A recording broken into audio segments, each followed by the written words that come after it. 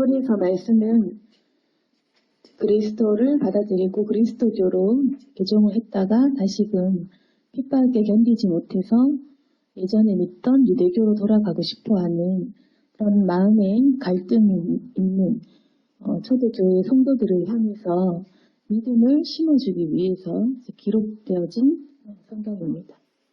히브리서의 저자는 우리가 알 수 없지만 이제 이 말씀은 이제 우리가 신앙을 받아들이고 새롭게 이제 믿음 생활을 하려고 하지만 정작 우리가 믿는 생활을 하면서 마음에 갈등이 생기고 또 고통이 따르고 핍박이 따르기 때문에 비록 우리가 예전으로 돌아가진 않지만 그럼에도 불구하고 마음에 여러 가지 신나는 생각들이 들어오고 갈등이 생기는 그런 상황에서 히브리서의 말씀은 성도들에게 믿음과 인내가 필요하다라고 이야기를 합니다. 또한 경고의 말씀을 주고도 있습니다. 어떤 경고를 주고 계시냐면 히브리서 6장 4절 말씀은 굉장히 두려운 말씀입니다. 한번 빛을 받고 하늘의 은사를 맛보고 성령에 참여한 바 되고 하느님의 선한 말씀과 내세의 능력을 맛보고도 타락한 자들, 그런 자들은 어떤 벌을 받냐? 다시 새롭게 하여 회개하게 할 수 없나니 이는 그들이 하나님의 아들을 다시 십자가에 못 박아 드러내놓고 욕되게 합니다. 이러한 경고의 말씀을 주고 있는 것입니다. 그리스도교로 개종해서 이제 예수님을 알게 된 사람, 몰랐을 때는 상관이 없지만 정말 알고 한번 빛을 받고 은사를 맛보고 성령을 참여해서 그 말씀을 맛보고도 다시 십자가에 못 박은 사람, 그 사람은 나는 다시 또 회개하지요. 이게 안 된다는 것입니다. 그래서 이제 우리가 예수님을 믿게 되었으면 아무리 큰 핍박이 있어도 그렇게 믿어야 되는 거지 또다시 타락했다가 그렇게 할 수는 없다. 성령을 몰랐으면 몰라도 능력도 모르고 말씀도 모르고 예수님을 알지 못하면 모르겠지만 그 빛과 은사와 말씀과 능력과 이런 것을 맛보고 다시 못 받고 또 다시 내려놓고 또 다시 못 받고 이렇게 할 수는 없지 않겠습니까? 그런데 초대교회 그 신자들은 마찬가지로 사람이었기 때문에 분명히 갈등이 있었습니다. 주님을 믿기로 했지만 막상 그 믿음의 길을 시작하니까 절대 쉽지 않는 핍박이 있고 그 교회 내에서도 여러 가지 문제가 생기고 이런 부분들 때문에 굉장히 사람들이 혼란스러웠던 것입니다.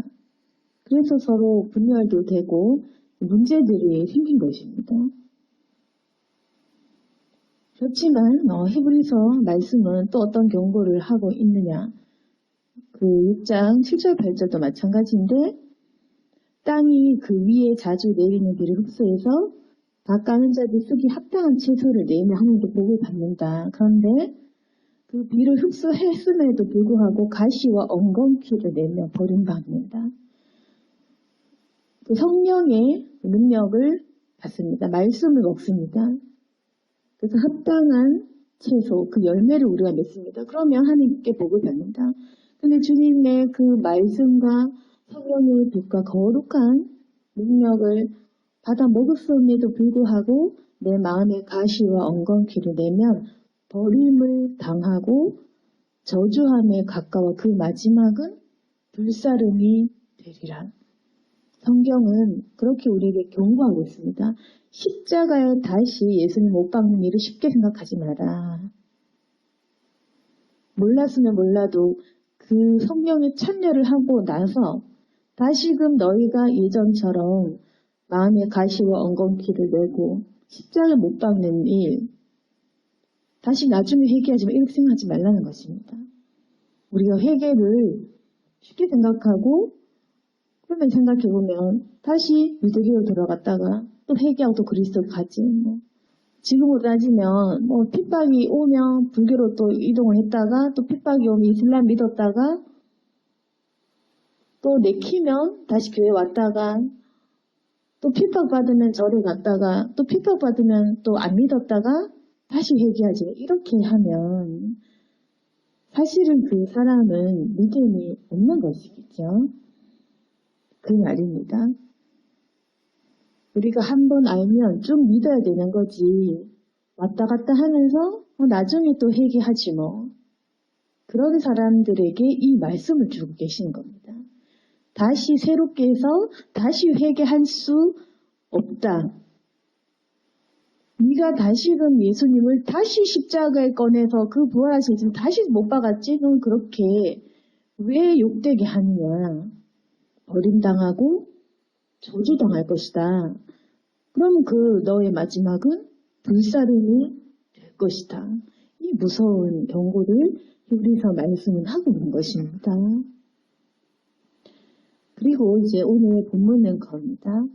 사랑하는 자들아, 9절 보시면 우리가 이같이 말하는 너희에게는 이보다 더 좋은 것, 곧 구원에 속한 것이 있음을 확신하노라.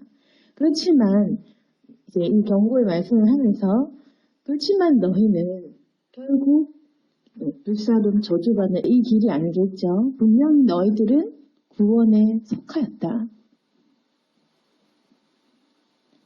그러니까 경고를 하면서도 절대 이렇게 하지 말라고 이 말씀으로 공고하고 있는 것입니다.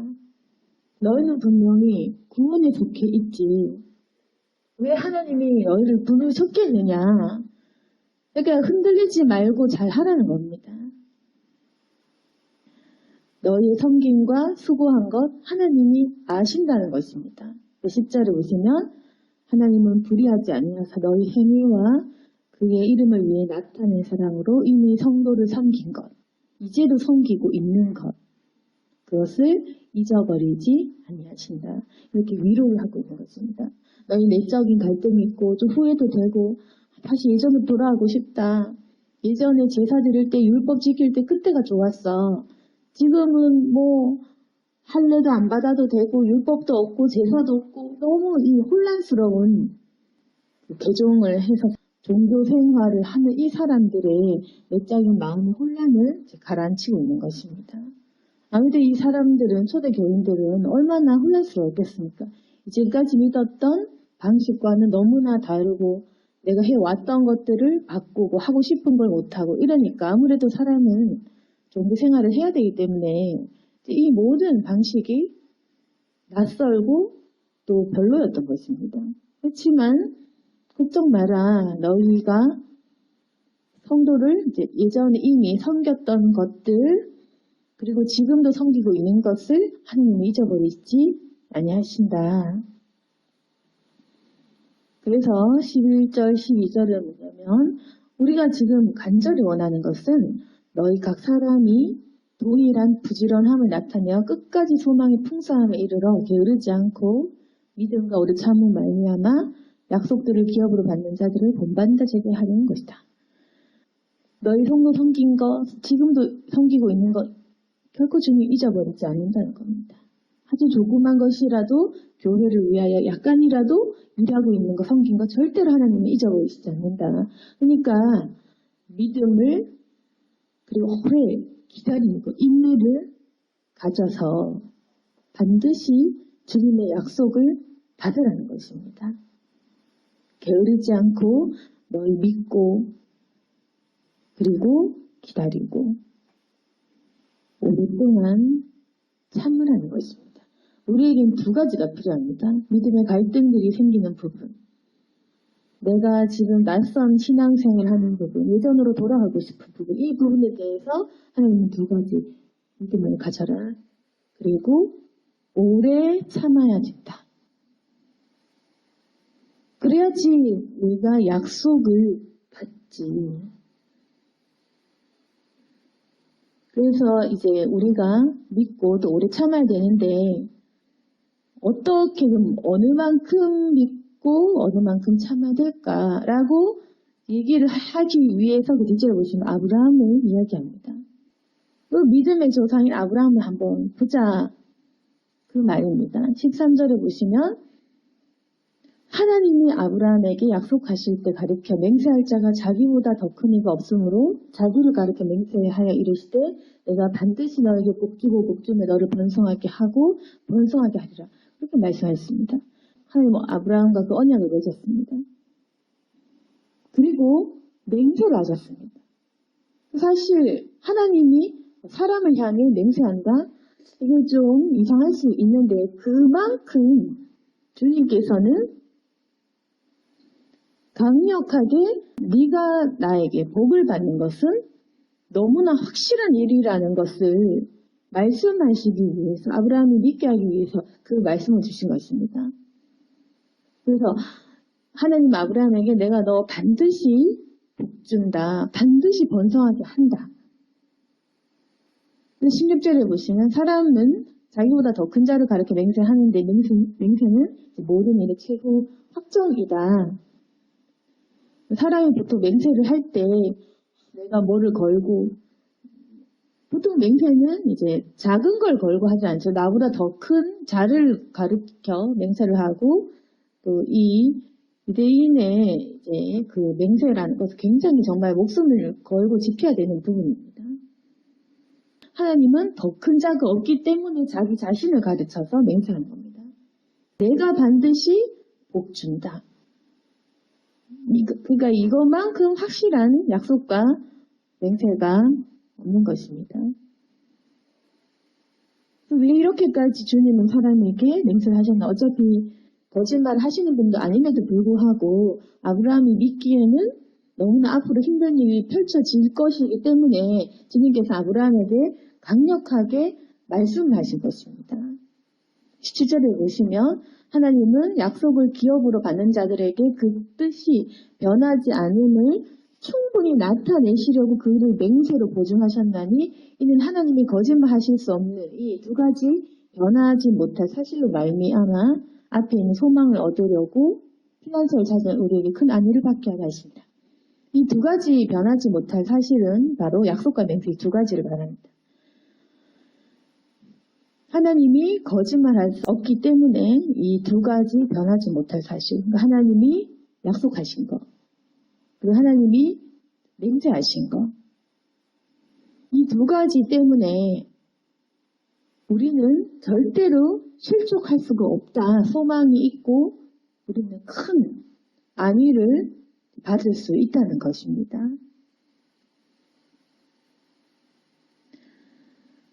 그러면 주님께서 우리에게 이 말씀을 주실 때 우리가 믿고 또 오래 참아야 되는데 하나님이 아브라함에게 이렇게 말씀하셨지. 그리고 정말 복을 주셨지. 아브라함만큼 믿어야지. 하지만 아브라함이 어땠습니까? 아브라함이 얼마만큼 믿어야 했습니까? 왜 하나님은 이토록 하나님은 아브라함이 약속을 하시고 맹세까지 하시고 여러 번 반복해서 내가 너에게 복을 주고 또 번성하게 한다. 왜 번성하는데 내가 정말 복 줄 거다. 왜 그렇게 하셨냐면 아브라함이 부름을 받고 죽기까지 정말 믿지 못할 상황들 그리고 절대로 참지 못할 상황들이 굉장히 많았던 것입니다. 아브라함 인생을 우리가 대충 이제 알지만 그 세세한 과정 우리가 다 알 수는 없을 것입니다. 근데 하나님께서 이미 나이가 많은 아브라함을 부르셨어요. 75세에 본토 고향을 떠나라. 근데 아브라함이 가진 것이 없었으면 차라리 떠나기 쉬웠을 건데 굉장히 많은 소유가 있었습니다. 하란을 떠날 때 75세. 이미 이제 나이가 많을 때 그때 늦게 부름을 받고 하란을 떠나라는 명령을 받았습니다. 그래도 떠날 때는 재물이라도 좀 있었는데 도착을 하고 가나안 땅에 가니까 그 땅은 어땠냐? 하나님이 분명히 자 복주고 번성하고 너는 이런 사람이 될 거야. 완전히 축복의 말씀을 주시고 도착한 곳은 기근이 심해가지고 살 수가 없는 땅이었던 것입니다. 기근이 심해서 애굽으로 내려갈 수밖에 없는 피해야 될 땅이었던 것입니다. 그 성경을 이제 창세기를 보시면 아브라함이 그 땅에 도착했지만 기근 때문에 아브라함은 애굽으로 가게 됩니다. 그러니까 순종을 했지만 부자였던 아브라함이 도착을 하니까 이제는 가난이 시작되는 것. 하나님의 말씀은 축복이고 번성하고 아기를 낳을 수 있고 번성하는 쪽이었는데 도착하니까 기근이 이제 시작이 된 것입니다. 그래서 하나님의 말씀과는 정반대. 그래서 하나님은 무엇을 요구하세요? 믿어라, 인내해라, 참아라. 이렇게 말씀하시는 것입니다. 그리고 애굽으로 내려갔을 때 아내 사라를 이제 빼앗길 뻔도 하고 그리고 75세 때까지 아이를 낳을 수가 없었고 그래서 하나님은 아브라함을 믿음의 조상이 되게 하시기 위해서 계속해서 믿을 수 없는 상황만 주십니다. 75세 때부터 100세 때까지 아이를 안 주신 것입니다. 75세에도 믿을 수 없는 이 사실이었지만 80세, 85세, 95세, 95세 계속 되면서 100세 될 때까지도 결국에는 아이를 낳지 못하니까 아브라함 생각, 나는 아이를 낳지 못하는구나. 아무리 하느님께서 약속을 하시고 맹세로 보증을 하셨지만 결국에는 이제 믿음이 떨어지는. 그래서 아브라함은 차라리 다메섹 사람 엘리에셀이나 상속자 되게 달라. 난 낳을 수 없다는 걸 이제 받아들였다. 이제 이런 겁니다. 그럼에도 불구하고 계속 하나님께서 아니다, 맞다, 믿어라. 내가 너에게 준다니까. 그래도 안 주시니까 86세 때 그냥 아내 사라와 이제 고민을 하다가 다른 여자를 통해서 이스마엘 하가를 통해서 낳아버린 것입니다. 하나님이 사라와의 곁에서 낳는 것이라 하셨지만 사람은 이미 아이를 낳을 수 없는 몸이기 때문에 이거는 안 되겠다. 아무리 하나님께서 맹세하셨지만 믿을 수 없는 상황 때문에 86세에 그냥 이스마엘을 낳게 되는 것입니다. 그래서 주님께서 또다시 그 아이가 아니다. 또 너에게 너 낳을 수 있다 했지만 근데 이스마엘이나 번성하게 달라. 이런 식으로 아브라함은 계속해서 믿음을 점점 잃어버릴 정도로 그렇게 됩니다. 결국에는 이스마엘을 낳고 나서 14년이 더 흐르고 나서 100세에 돼서 이삭을 사라와의 사이에서 낳게 되는 것입니다. 그래서 100세 때까지 낳았는데 그것도 겨우 이제 이스마엘 합해도 2명.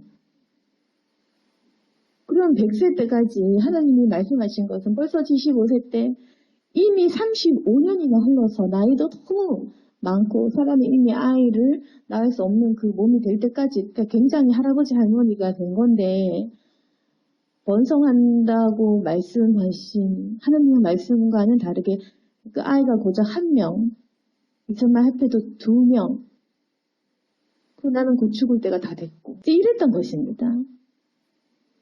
아브라함은 자기가 175세까지 살 수 있었다는 사실을 몰랐겠죠. 그렇지만 아브라함은 175세까지 살았던 겁니다. 그래서 하나님의 시각에서 봤을 때는 하나님에서 떠날 때 75년과 100년을 보신 것입니다. 그러니까 우리가 보는 것은 앞으로 1, 2년, 3년, 10년 이렇게 보지만 하나님은 아브라함을 175세까지 살게 하실 거였기 때문에 75세가 빠른 거였습니다. 100년을 훈련받아야 되니까 하나님께서 오실 때는 아브라함은 175세까지 앞으로 100년이다. 하지만 아브라함이 계산한 것은 나 이제 조금 있으면 죽을 건데 언제 애를 낳고 언제 번성시킬까. 그래서 결국에는 아브라함 그들었다고 후처까지 맞이해서 아이를 더 많이 6명을 더 낳게 되고 또 우리가 그 뒤에 내용들을 우리가 알지만 정말 아브라함의 자손은 복을 받고 번성을 하게 된 것입니다. 그래서 사람이 절대로 그 하나님의 계획을 이해할 수 없는 부분이 있습니다.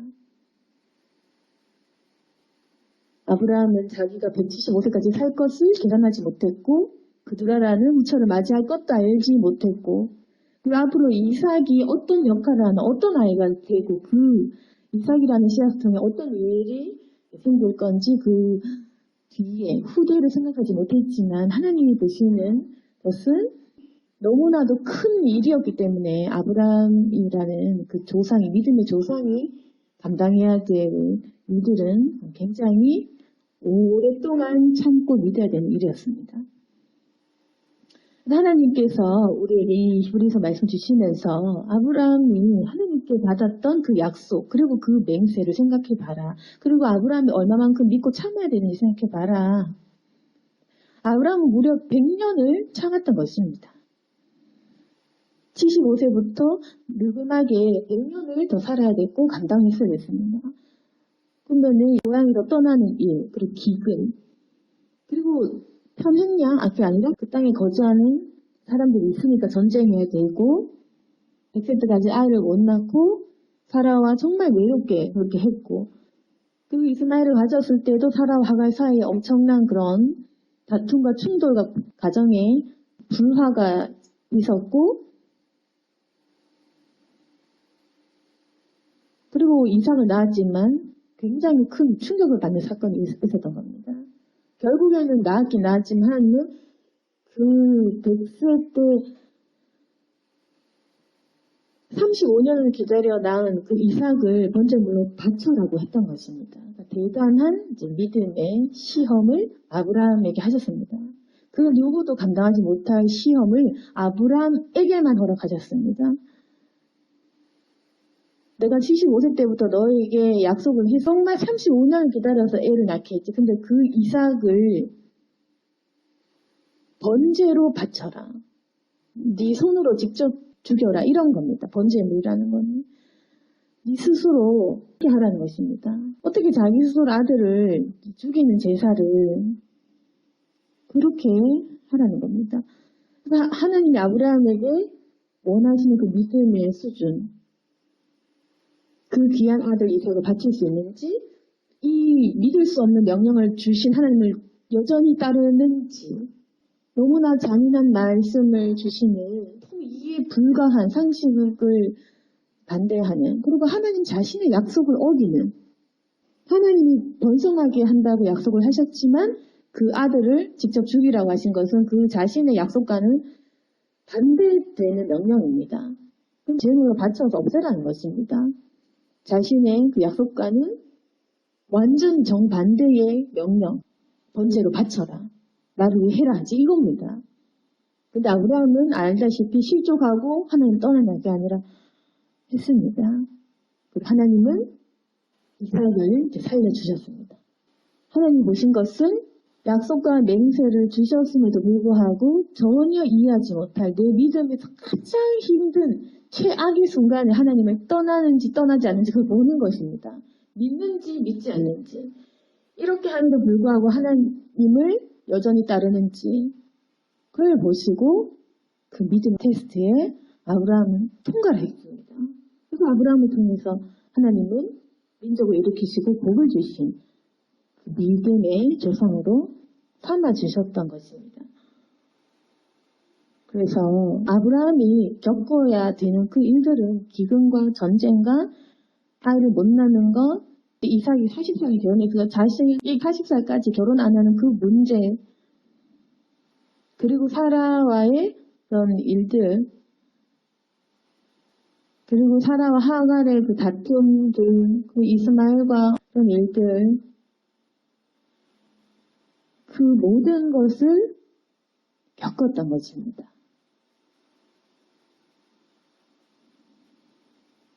그래서 우리 인생과 아브라함 인생이 크게 다를 것도 없습니다. 믿음의 조상이지만 이 사람이 결국 살면서 겪었던 일들, 그 믿음의 조상이 당했던 일들은 오늘날 우리가 감당할 일들과 비슷한 건데 그건 바로 먹을 것이 없는 가난한 상황, 아기를 못 낳는 것, 자녀가 결혼하지 않는 것, 그리고 나에게 가장 중요한 것을 바치라고 하는 것, 가정의 분열과 다툼이 있는 것, 고향을 떠나라고 하는 것, 이런 모든 문제, 그리고 인간이 겪을 수 있는 것은 이런 것입니다. 주님은 우리의 믿음과 그 인내를 요구하고 계신 것입니다. 그런데 결국 결론은 하나님의 약속은 지켜졌다. 이것이 결론입니다. 아브라함은 사라와의 사이에서 이삭을 낳았고 그 아들 이삭을 통해 엄청난 그 번성의 일들이 일어났고 그리고 이제 175세 죽기까지 아브라함은 또 큰 축복을 받고 많은 재물들을 각 자녀에게 다 나눠줄 만큼 복을도 받았고 하나님께서 맹세하신 모든 일들은 아브라함을 통해 이루어졌습니다. 그리고 아브라함에게 하나님이 보신 것은 뭐냐면 믿음의 조상이 되는 역할을 너는 해야 된다. 그래서 내가 너에게 주는 시험은 그 어떤 사람보다 너에게는 큰 시험을 줄 거다. 너는 그 누구보다도 오래 참아야 돼. 너는 정말 믿어야 되고 너는 이삭을 바치라고 하는 아주 큰 믿음의 테스트를 거쳐야 돼. 그래서 결국 결론은 뭐냐면 아브라함이 너무 큰 그릇이었기 때문에 이 사람이 당할 고난은 너무 컸다는 것입니다. 바울같이 큰 그릇은 너무 큰 핍박과 환난을 겪었습니다. 예수님이 제자가 되어서 많은 복음을 전해야 되고 교회를 세우고 그 교회의 기초를 쌓는 그 일은 너무나 큰 핍박과 환난이 따른 일이었습니다. 그러니까 우리가 받아야 될 그 상급과 우리가 받아야 될 고난은 너무나 정비례한 일입니다.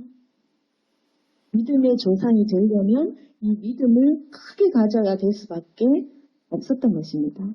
우리가 예수님의 길을 따르려면 주님께서 우리를 큰 그릇이 되기를 원하신다면 우리는 큰 환난을 당할 수밖에 없습니다. 지금 고난이 적으면 우리가 그것밖에 안 되기 때문이겠죠.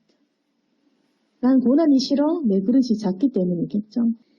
아브라함에게는 너무 큰 환난이 닥쳤지만 결국 그것이 복이었습니다. 왜 이렇게 하나님이 나를 고통스럽게 하나? 그렇게 생각할 수도 있겠지만 결국 하나님은 나를 너무나 크게 사용하시려고 그만큼 믿음에 큰 복을 주려고 그렇게 아브라함을 사용하신 것입니다. 그래서 이제 19절을 보시면 오늘 말씀 19절은 우리가 이 소망을 가지고 있는 것은 영혼의 닷 같아서 킨전하고 경고하여 휘장 안에 들어가느니 그리로 앞서가신 예수께서 멜기세덱의 반차를 따라 영원히 대제사장이 되어 우리를 위하여 들어가셨느니라. 결국 우리가 믿음과 인내를 가지고 이 핍박을 이겨내고 소망을 갖고 있는 이 이유는 결국 예수님께서 영원한 대제사장이 되셔서 우리를 위하여 들어가셨기 때문입니다. 예수 그리스도의 그 십자가를 바라보고 주님께서 우리에게 무엇을 약속하셨는지 보자는 것입니다. 멜기세덱은 주님을 예표하는 사람이고 주님은 우리의 대제사장이십니다. 대제사장의 역할이 무엇입니까? 우리의 죄를 해결하신 것. 그러면 주님께서 우리에게 약속하시고 맹세하신 것은 무엇입니까? 내가 죽기까지 너희에게 천국을 약속한다. 합니다. 내가 멜기세덱 같은 대제사장이 되어서 내가 너희를 위해 내가 번제물이 되겠다. 아브라함이 이삭을 바치려고 했으니까 하나님은 자기 아들을 바쳤습니다. 아브라함이 이삭을 바치려고 했지만 하나님 건드렸지만 하나님은 자기 아들 예수 그리스도를 진짜로 못 박아서 정말로 죽이셨습니다. 예수님은 하나님이시고 예수님은 실제로 돌아가셨습니다. 예수님이 자기 죽음으로 확실하게 보증하고 맹세하는 것은 내 죽음을 말미암아 너희들에게 천국을 약속한다, 맹세한다. 내 죽음을 가르쳐 내가 너희를 구원할 것을 맹세한다. 이 말인 것입니다. 그래서 우리가 영원한 대제사장이 돼서 우리를 위해 돌아가신 예수 그리스도를 보면 이 소망을 가질 수 있다. 주님은 자신의 죽음을 통해 우리의 죄를 구속하셨음을 맹세하고 약속하시고 보여주시고 이 소식을 전파하라고 하십니다. 믿으라고 하십니다.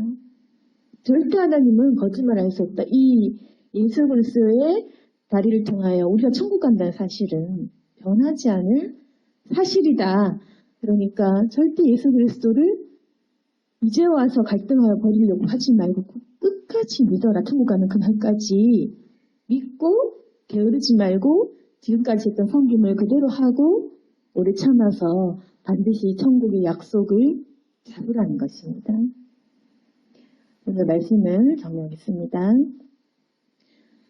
우리도 초대교회 성도들처럼 믿지만 또 갈등이 되고 교회 생활이 어렵고 또 예전 돌아가고 싶은 마음이 있다면 히브리서 말씀을 우리가 믿으면서 믿고 오래 참아야 될 것입니다. 그것이 클수록 하나님께서 더 오래 참게 하고 더 못 믿게 하고 더 환난을 주십니다. 그렇지만 결국 아브라함이 하신 것처럼 복 주시기 위해 하나님의 큰 계획이시고 주님은 굉장히 멀리 보십니다.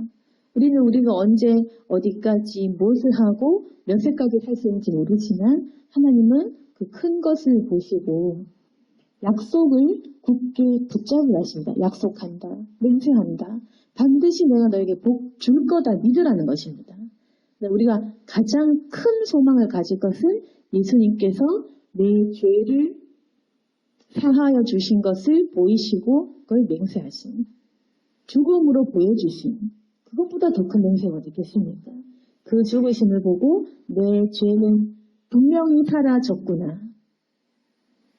많은 죄를 지었으니까 걱정 말 것은 내 죄는 사하여졌다. 그걸 믿고 대제사장 되신 예수 그리스도의 그 죽음을 믿고 그 부활을 믿고 다시금 소망 잡아라. 오래 참고 천국의 약속을 끝까지 받고 누리는 저와 여러분이 되기를 소망합니다. 아멘. 기도하겠습니다. 거룩하신 하나님 아버지, 우리가 설교를 듣고 말씀을 봄에도 불구하고 내 마음에 가시와 엉겅퀴가 낼 때가 있습니다. 하지만 하나님, 우리가 버림받는 선택당하지 못한 자들이 아니라 주님께 복을 받는 선택당한 부름받은 사람임을 기억합니다. 주님, 이제까지 우리가 했던 기도와 마음들 다 보고 계시고 또 내가 했던 작은 것들도 주님 잊어버리지 않으신다고 하셨습니다. 우리 또한 주님의 약속을 잊지 않고 기억합니다. 반드시 우리에게 복 주기를 원하시고 또 번성하게 하신다는 그 주님의 약속 내게 주신 말씀으로 받아들이고 또 믿습니다. 또한 주님의 우리의 죄를 대속하시고 구속하심을 믿으오니 내 죄를 보지 않고 주님의 능력과 소망을 잡게 도와주시옵소서. 살아계신 주님, 우리도 아브라함같이 더 믿게 도와주옵소서. 가난이 찾아올 때도 있었고 또 여러 가지 환난이 있을 때도 있었습니다. 그러나 끝까지 믿고 참고 기다리게 도와주시옵소서. 주님, 우리 모든 성도들이 주님 안에서 믿음을 다시 회복하고 더욱더 참을 상황에서 참고 아버지를 향하여 기도하는 삶을 살 수 있도록 도와주옵소서. 예수님 이름으로 기도드렸습니다.